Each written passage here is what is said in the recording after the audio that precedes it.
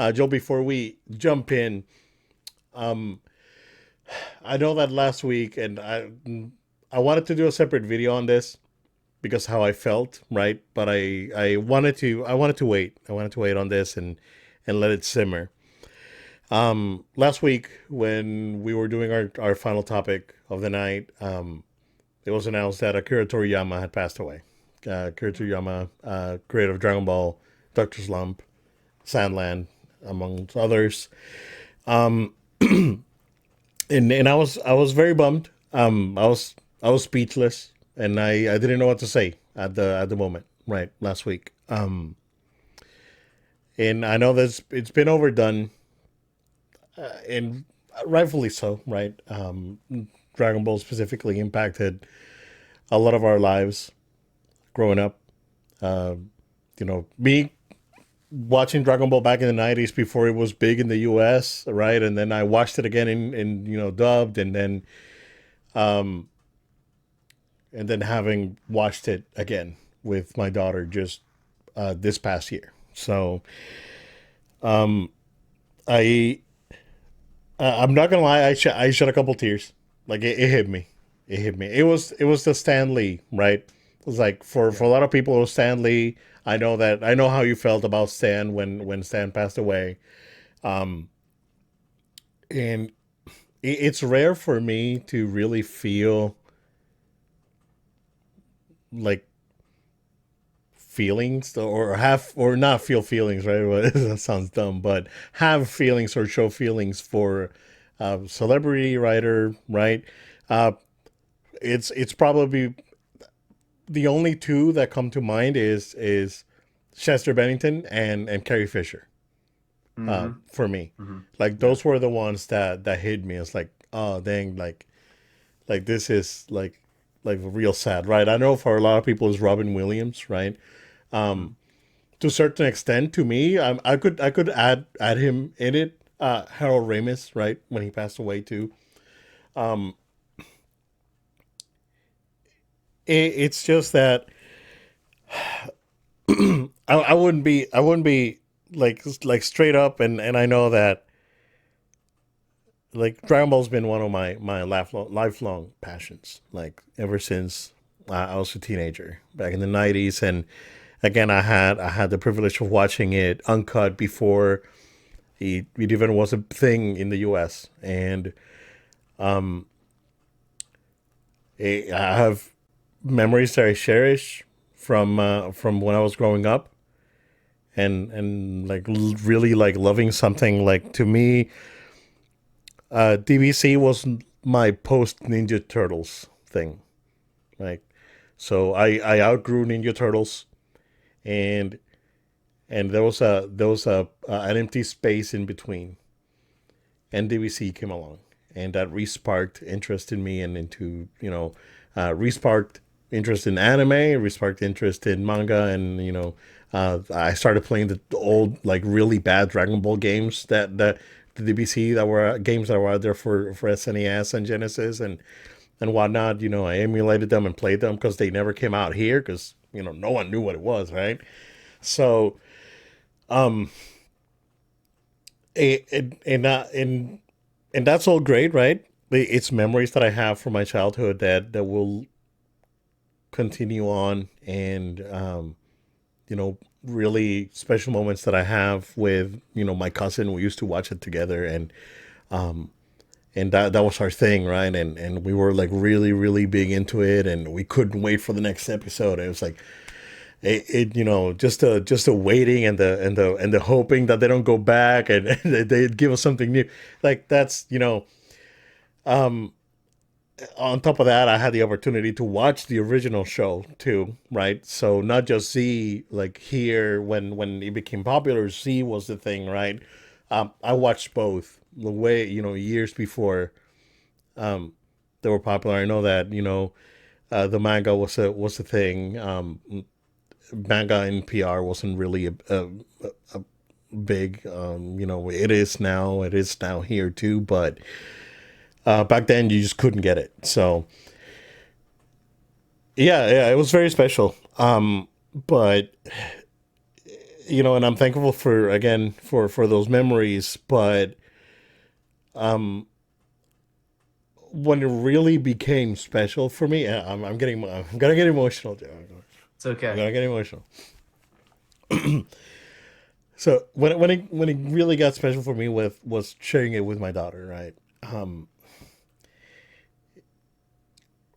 Having her show interest for it, for the characters, love for the characters, ask questions. Oh, I want to keep watching. Let's watch another one. Let's do a Saturday marathon, and we'd watch 4 episodes and watch the movies. And like we're watching the Z movies, as bad as they are. We're going through them. We're about 10 episodes away from the end of the first show, and her interest keeps going, right? And for me to be able to share that with her, uh, it's like I cannot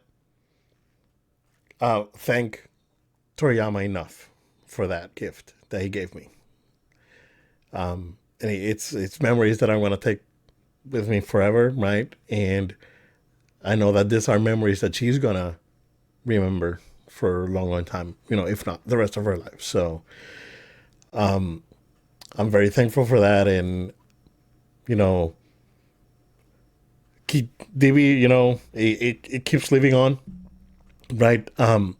I have two figures back there. They're kind of symbolic now because I have a legendary Super Saiyan Goku from the Frieza fight, and I have a Beast Gohan. So Goku, Uh, Goku is for me from when I was growing up, and the Beast Gohan is for her because the first thing that we watched together was superhero, and you know it's special.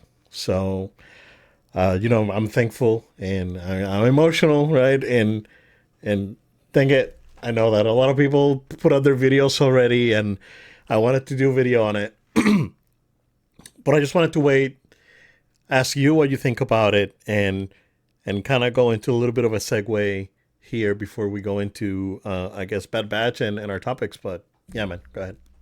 yeah, I mean, I won't say too much because what you said was just very special, and I'm really glad you took that opportunity to express the way you did, how much his legacy from, what what now your next generation, your child will continue on now this love for something that was just birthed out of this incredible man, like his incredible ideas and his incredible art and storytelling and all of it together just really affecting the world. And this isn't just like a something that affected a certain group of people, and now that he's gone, and it's a tragic because that's something we saw coming. So when it came to Stan Lee, Right, like right. we knew he was getting up there, and we knew that there was a chance it was going to be soon. And when that happened, it was so sad. But in this situation, we were in the middle of the show and we didn't suspect this, and glad you caught it when you did because that was a very raw reaction of just wow, this is huge.